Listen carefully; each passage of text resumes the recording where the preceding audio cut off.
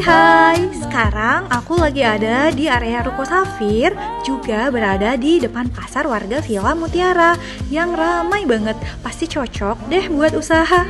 Mau ngajakin ngintip satu ruko yang hampir siap serah terima. Nah, welcome to lantai 1. Cocok banget untuk area usaha karena luas dan udah lengkap dengan kamar mandi dan wastafel untuk konsumen.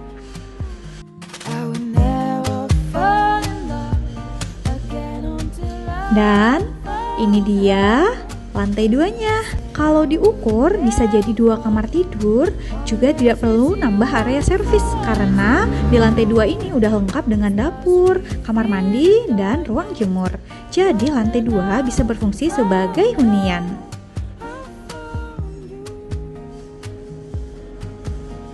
Gimana? Tertarik untuk serah terima selanjutnya?